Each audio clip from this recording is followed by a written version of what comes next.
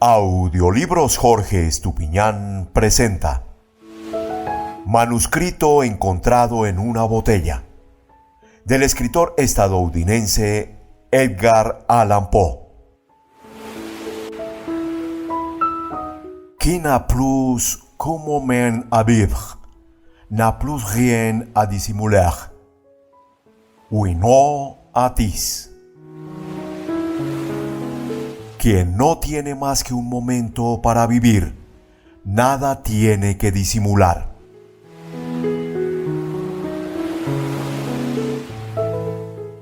De mi país y mi familia poco tengo que decir. Un trato injusto y el paso de los años me han alejado de uno y malquistado con la otra. Mi patrimonio me permitió recibir una educación poco común y una inclinación contemplativa permitió que convirtiera en metódicos los conocimientos diligentemente adquiridos en tempranos estudios. Pero por sobre todas las cosas, me proporcionaba gran placer el estudio de los moralistas alemanes. No por una desatinada admiración a su elocuente locura, sino por la facilidad con que mis rígidos hábitos mentales me permitían detectar sus falsedades. A menudo se me ha reprochado la aridez de mi talento. La falta de imaginación se me ha imputado como un crimen y el escepticismo de mis opiniones me ha hecho notorio en todo momento. En realidad, temo que una fuerte inclinación por la filosofía física haya teñido mi mente con un error muy común en esta época. Hablo de la costumbre de referir sucesos, aún los menos susceptibles de dicha referencia, a los principios de esa disciplina. En definitiva, no creo que haya nadie menos propenso que yo a alejarse de los severos límites de la verdad, dejándose llevar por el ignes fatui de la superstición. Me ha parecido conveniente sentar esta premisa para que la historia increíble que debo narrar no sea considerada el desvarío de una imaginación desbocada, sino la experiencia auténtica de una mente para quien los ensueños de la fantasía han sido letra muerta y nulidad. Después de muchos años de viajar por el extranjero, en el año 1800, me embarqué en el puerto de Batavia, en la próspera y populosa isla de Java, en un crucero por el archipiélago de las Islas Sonda. Iba en calidad de pasajero, solo inducido por una especie de nerviosa inquietud que me acosaba como un espíritu malévolo. Nuestro hermoso navío, de unas 400 toneladas, había sido construido en Bombay en madera de teca de Malabar con remaches de cobre. Transportaba una carga de algodón en rama y aceite de las Islas Laquevidas. También llevábamos a bordo fibra de corteza de coco, azúcar morena de las Islas Orientales, manteca clarificada de leche de búfalo, granos de cacao y algunos cajones de opio. La carga había sido mal estibada y el barco escoraba. Zarpamos apenas impulsados por una leve brisa, y durante muchos días permanecimos cerca de la costa oriental de Java, sin otro incidente que quebrara la monotonía de nuestro curso que el ocasional encuentro con los pequeños barquitos de 2 mástiles del archipiélago al que nos dirigíamos. Una tarde, apoyado sobre el pasamano de la borda de popa, vi hacia el noroeste una nube muy singular y aislada. Era notable no solo por su color, sino por ser la primera que veíamos desde nuestra partida de Batavia.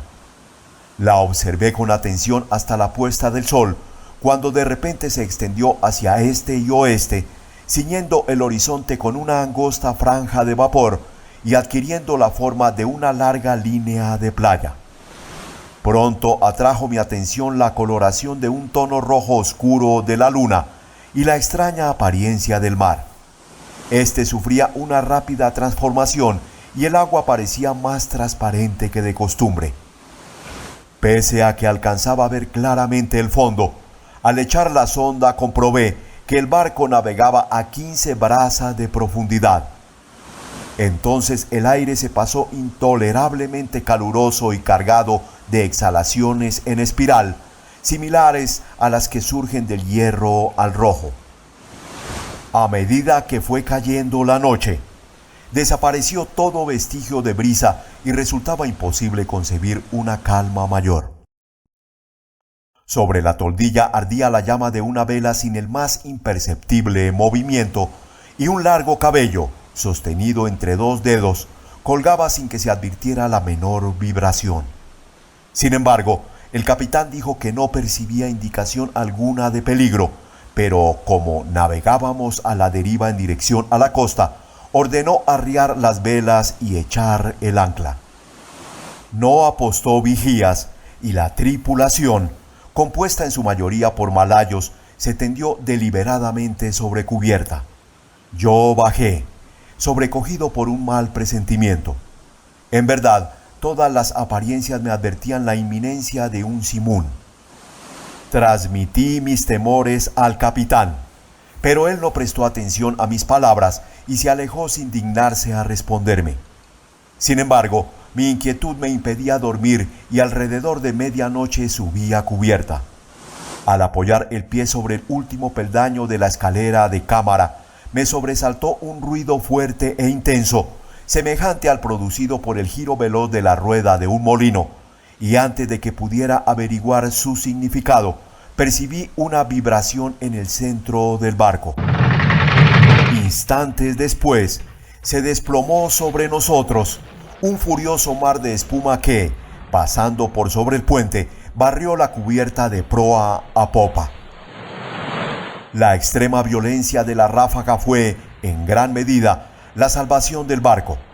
Aunque totalmente cubierto por el agua, como sus mástiles habían volado por la borda, después de un minuto se enderezó pesadamente, salió a la superficie y luego de vacilar algunos instantes bajo la presión de la tempestad, se enderezó por fin. Me resultaría imposible explicar qué milagro me salvó de la destrucción. Aturdido por el choque del agua, al volver en mí, me encontré estrujado entre el mástil de popa y el timón. Me puse de pie con gran dificultad y, al mirar, mareado, a mi alrededor, mi primera impresión fue que nos encontrábamos entre arrecifes. Tan tremendo e inimaginable era el remolino de olas enormes y llena de espuma en que estábamos sumidos. Instantes después, oí la voz de un anciano sueco que había embarcado poco antes de que el barco zarpara. Lo llamé con todas mis fuerzas y al rato se me acercó tambaleante. Nos tardamos en descubrir que éramos los únicos sobrevivientes. Con excepción de nosotros, las olas acababan de barrer con todo lo que se hallaba en cubierta. El capitán y los oficiales debían haber muerto mientras dormían, porque los camarotes estaban totalmente anegados. Sin ayuda era poco lo que podíamos hacer por la seguridad del barco, y nos paralizó la convicción de que no tardaríamos en zozobrar. Por cierto que el primer embate del huracán destrozó el cable del ancla, porque de no ser así nos habríamos hundido instantáneamente. Navegábamos a una velocidad tremenda y las olas rompían sobre nosotros. El maderamen de popa estaba hecho añicos y todo el barco había sufrido gravísimas averías, pero comprobamos con júbilo que las bombas no estaban atascadas y que el lastre no parecía haberse descentrado.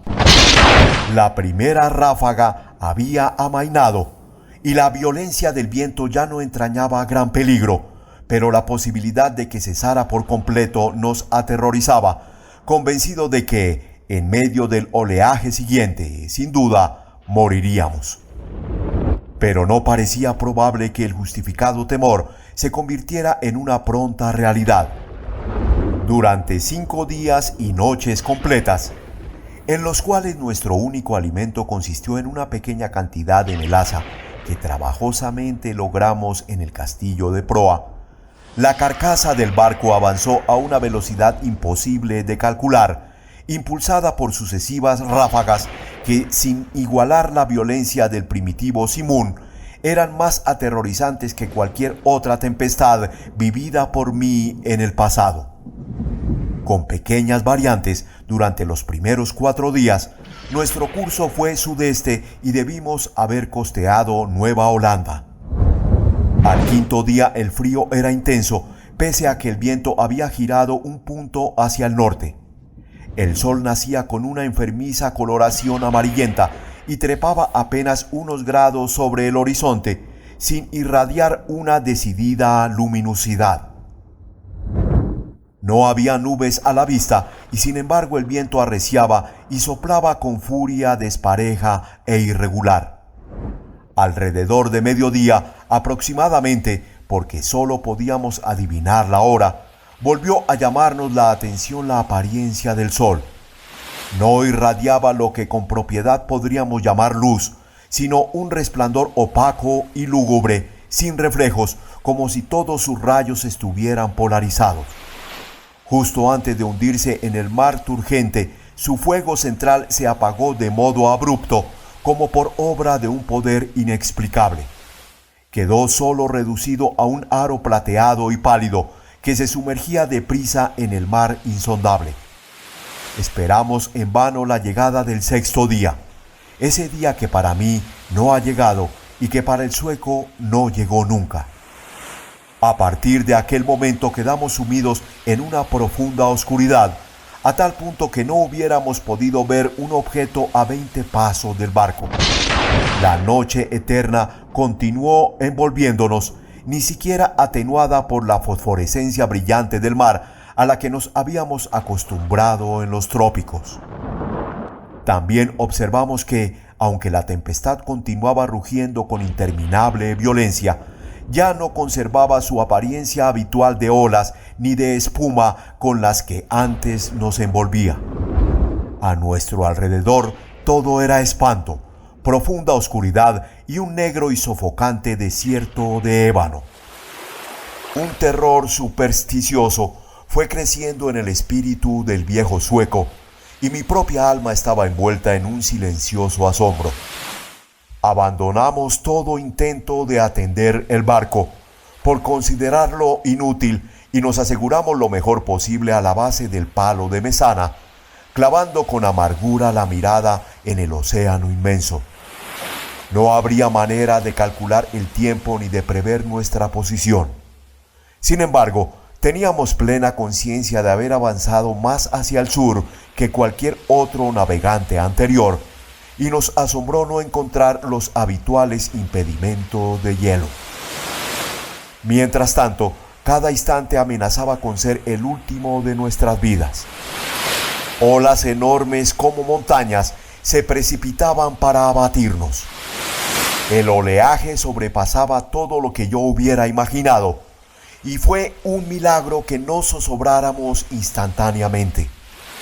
Mi acompañante hablaba de la liviandad de nuestro cargamento y me recordaba las excelentes cualidades de nuestro barco, pero yo no podía menos que sentir la absoluta inutilidad de la esperanza misma y me preparaba melancólicamente para una muerte que, en mi opinión, nada podía demorar ya más de 1 hora, porque con cada nudo que el barco recorría, el mar negro y tenebroso adquiría más violencia. Por momentos jadeábamos para respirar, elevados a una altura superior a la del albatros. Y otras veces nos mareaba la velocidad de nuestro descenso a un infierno acuoso donde el aire se estancaba y ningún sonido turbaba el sopor de los kraken. Nos encontrábamos en el fondo de uno de esos abismos cuando un repentino grito de mi compañero resonó horriblemente en la noche. ¡Mire! ¡Mire!, exclamó chillando junto a mi oído. ¡Dios Todopoderoso! ¡Mire! ¡Mire! Mientras hablaba percibí el resplandor de una luz mortecina y rojiza que recorría los costados del inmenso abismo en que nos encontrábamos, arrojando cierto brillo sobre nuestra cubierta. Al levantar la mirada, contemplé un espectáculo que me heló la sangre.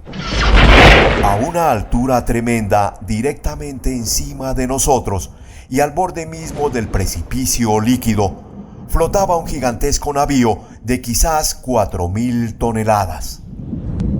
Pese a estar en la cresta de una ola que lo sobrepasaba más de 100 veces en altura, su tamaño excedía el de cualquier barco de línea o de la Compañía de Islas Orientales. Su enorme casco era de un negro profundo y sucio, y no lo adornaban los acostumbrados mascarones de los navíos. Una sola hilera de cañones de bronce asomaba por las portañolas abiertas, y sus relucientes superficies reflejaban las luces de innumerables linternas de combate que se balanceaban de un lado al otro en las jarcias. Pero lo que más asombró y estupefacción nos provocó fue que en medio de ese mar sobrenatural y de ese huracán ingobernable navegara con todas las velas desplegadas. Al verlo por primera vez, solo distinguimos su proa y poco a poco fue alzándose sobre el sombrío y horrible torbellino. Durante un momento de intenso terror, se detuvo sobre el vertiginoso pináculo, como si contemplara su propia sublimidad. Después se estremeció, vaciló y se precipitó sobre nosotros. En ese instante, no sé qué repentino dominio de mí mismo surgió de mi espíritu. A los tropezones retrocedí todo lo que pude hacia popa y allí esperé sin temor la catástrofe. Nuestro propio barco había abandonado por fin la lucha y se hundía de proa en el mar. En consecuencia, recibió el impacto de la masa descendente en la parte ya sumergida de su estructura, y el resultado inevitable fue que me vi lanzado con violencia irresistible contra los obenques del barco desconocido. En el momento en que caí, la nave viró y se escoró, y supuse que la consiguiente confusión había impedido que la tripulación reparara en mi presencia. Me dirigí sin dificultad y sin ser visto hasta la escotilla principal, que se encontraba parcialmente abierta, y pronto encontré la oportunidad de ocultarme en la bodega. No podría explicar por qué lo hice. Tal vez el principal motivo haya sido la indefinible sensación de temor que, desde el primer instante, me provocaron los tripulantes de ese navío. No estaba dispuesto a confiarme a personas que, a primera vista, me producían una vaga extrañeza, duda y aprensión. Por lo tanto, consideré conveniente encontrar un escondite en la bodega. Lo logré moviendo una pequeña porción de la armazón, y así me aseguré un refugio conveniente entre las enormes cuadernas del buque. Apenas había completado mi trabajo, cuando el sonido de pasos en la bodega me obligó a hacer uso de él. Junto a mi escondite pasó un hombre que avanzaba con pasos débiles y andar inseguro. No alcancé a verle el rostro, pero tuve oportunidad de observar su apariencia general. Todo en él denotaba poca firmeza y una avanzada edad. Bajo el peso de los años, le temblaban las rodillas y su cuerpo parecía agobiado por una gran carga. Murmuraba en voz baja, como hablando consigo mismo.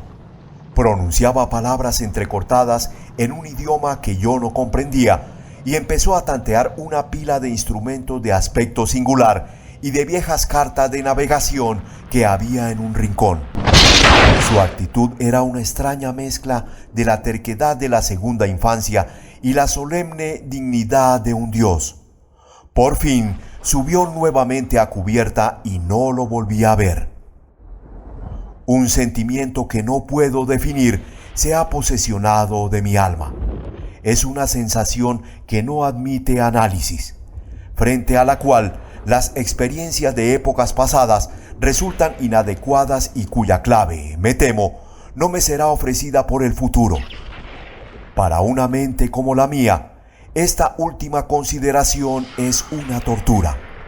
Sé que nunca me daré por satisfecho con respecto a la naturaleza de mis conceptos. Y sin embargo, no debe asombrarme que esos conceptos sean indefinidos, puesto que tienen su origen en fuentes totalmente nuevas. Un nuevo sentido, una nueva entidad se incorpora a mi alma.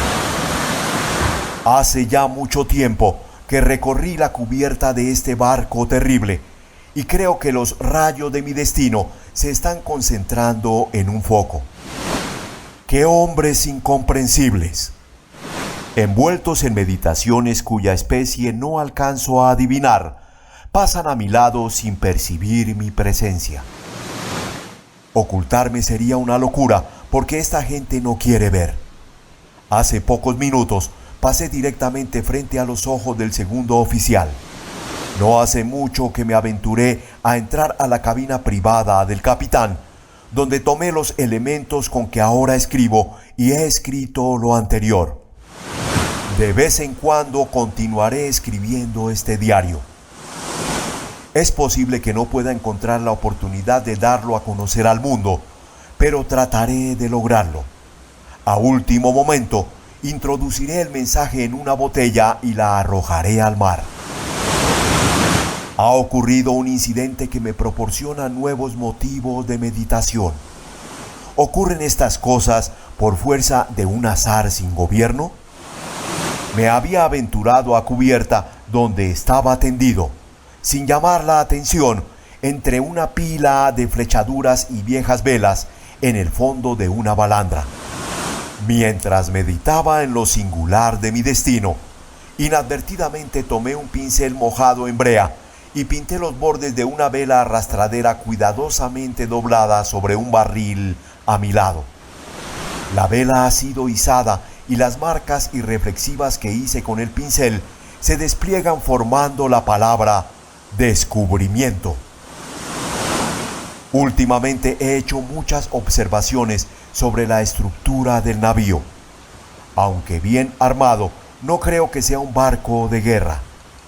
Sus jarcias, construcción y equipo en general contradicen una suposición semejante. Alcanzo a percibir con facilidad lo que el navío no es, pero me temo no poder afirmar lo que es. Ignoro por qué, pero al observar su extraño modelo y la forma singular de sus mástiles, su enorme tamaño y su excesivo velamen, su proa severamente sencilla y su popa anticuada, de repente cruza por mi mente una sensación de cosas familiares, y con esas sombras imprecisas del recuerdo siempre se mezcla la memoria de viejas crónicas extranjeras y de épocas remotas. He estado estudiando el maderamen de la nave. Ha sido construida con un material que me resulta desconocido. Las características peculiares de la madera me dan la impresión de que no es apropiada para el propósito al que se la aplicara. Me refiero a su extrema porosidad, independientemente considerada de los daños ocasionados por los gusanos, que son una consecuencia de navegar por estos mares y de la podredumbre provocada por los años. Tal vez la mía parezca una observación excesivamente insólita, pero esta madera posee todas las características del roble español, en el caso de que el roble español fuera dilatado por medios artificiales. Al leer la frase anterior, viene a mi memoria el apotegma que un viejo lobo de mar holandés repetía siempre que alguien ponía en duda su veracidad. Tan seguro es como que hay un mar donde el barco mismo crece en tamaño como el cuerpo viviente del marino. Hace una hora tuve la osadía de mezclarme con un grupo de tripulantes. No me prestaron la menor atención y, aunque estaba parado en medio de todos ellos, parecían absolutamente ignorantes de mi presencia. Lo mismo que el primero que vi en la bodega, todos daban señales de tener una edad avanzada. Les temblaban las rodillas achacosas, la decrepitud les inclinaba los hombros, el viento estremecía sus pieles arrugadas, sus voces eran bajas, trémulas y quebradas. En sus ojos brillaba el lagrimeo de la vejez y la tempestad agitaba terriblemente sus cabellos grises.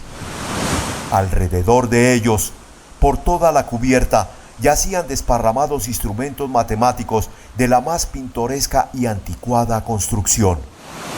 Hace un tiempo mencioné que había sido izada un ala del trinquete.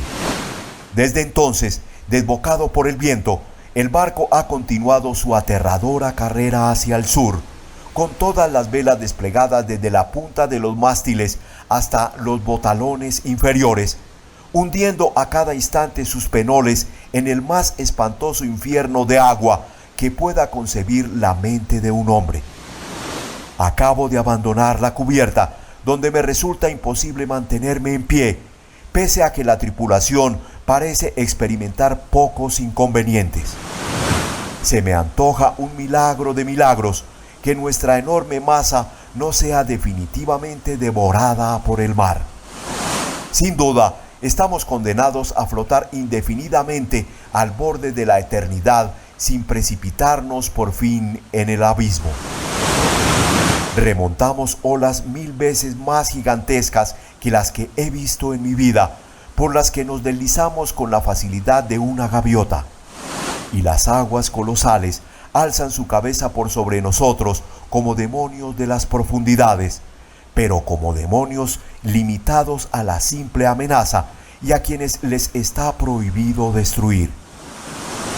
Todo me lleva a atribuir a esta continua huida del desastre a la única causa natural que puede producir ese efecto. Debo suponer que el barco navega dentro de la influencia de una corriente poderosa o de un impetuoso mar de fondo. He visto al capitán cara a cara en su propia cabina, pero, tal como esperaba, no me prestó la menor atención. Aunque para un observador casual no haya en su apariencia nada que pueda diferenciarlo, en más o en menos, de un hombre común, al asombro con que lo contemplé se mezcló un sentimiento de incontenible reverencia y de respeto. Tiene aproximadamente mi estatura, es decir, 5 pies y 8 pulgadas. Su cuerpo es sólido y bien proporcionado, ni robusto ni particularmente notable en ningún sentido. Pero es la singularidad de la expresión que reina en su rostro. Es la intensa, la maravillosa, la emocionada evidencia de una vejez tan absoluta, tan extrema, lo que excita en mi espíritu una sensación, un sentimiento inefable. Su frente, aunque poco arrugada, parece soportar el sello de una miríada de años. Sus cabellos grises son una historia del pasado y sus ojos, aún más grises, son sibilas del futuro. El piso de la cabina estaba cubierto de extraños pliegos de papel unidos entre sí por broches de hierro y de arruinados instrumentos científicos y obsoletas cartas de navegación en desuso. Con la cabeza apoyada en las manos, el capitán contemplaba con mirada inquieta un papel que supuse sería una concesión y que, en todo caso, llevaba la firma de un monarca. Murmuraba para sí, igual que el primer tripulante a quien vi en la bodega, sílabas obstinadas de un idioma extranjero, y aunque se encontraba muy cerca de mí, su voz parecía llegar a mis oídos desde una milla de distancia. El barco y todo su contenido está impregnado por el espíritu de la vejez. Los tripulantes se deslizan de aquí para allá como fantasmas de siglos ya enterrados. Sus miradas reflejan inquietud y ansiedad, y cuando el extraño resplandor de las linternas de combate ilumina sus dedos, siento lo que no he sentido nunca, pese a haber comerciado la vida entera en antigüedades y absorbido las sombras de columnas caídas en Baalbek, en Tadmor y en Persépolis, hasta que mi propia alma se convirtió en una ruina. Al mirar a mi alrededor, me avergüenzan mis anteriores aprensiones. Si temblé ante la ráfaga que nos ha perseguido hasta ahora, ¿cómo no horrorizarme ante un asalto de viento y de mar, para los cuales las palabras tornado y simún resultan triviales e ineficaces? En la vecindad inmediata del navío reina la negrura de la noche eterna y un caos de agua sin espuma, pero aproximadamente a una legua a cada lado de nosotros alcanzan a verse, oscuramente y a intervalos, imponentes murallas de hielo que se alzan hacia el cielo desolado y que parecen las paredes del universo. Como imaginaba, el barco sin duda está en una corriente, si así se puede llamar con propiedad a una marea que aullando y chillando entre las blancas paredes de hielo, se precipita hacia el sur con la velocidad con que cae una catarata. Presumo que es absolutamente imposible concebir el horror de mis sensaciones. Sin embargo, la curiosidad por penetrar en los misterios de estas regiones horribles predomina sobre mi desesperación y me reconciliará con la más odiosa apariencia de la muerte. Es evidente que nos precipitamos hacia algún conocimiento apasionante, un secreto imposible de compartir, cuyo descubrimiento lleva en sí la destrucción. Tal vez esta corriente nos conduzca hacia el mismo Polo Sur. Debo confesar que una suposición en apariencia tan extravagante tiene todas las probabilidades a su favor. La tripulación recorre la cubierta con pasos inquietos y trémulos, pero en sus semblantes la ansiedad de la esperanza supera a la apatía de la desesperación. Mientras tanto, seguimos navegando con viento de popa y como llevamos todas las velas desplegadas, por momentos el barco se eleva por sobre el mar. ¡Oh, horror de horrores! De repente el hielo se abre a la derecha e izquierda y giramos vertiginosamente en inmensos círculos concéntricos, rodeando una y otra vez los bordes de un gigantesco anfiteatro, el ápice de cuyas paredes se pierde en la oscuridad y la distancia. Pero me queda poco tiempo para meditar en mi destino. Los círculos se estrechan con rapidez. Nos precipitamos furiosamente en la vorágine. Y entre el rugir, el aullar y el atronar del océano y de la tempestad, el barco trepida. ¡Oh, Dios! Y se hunde.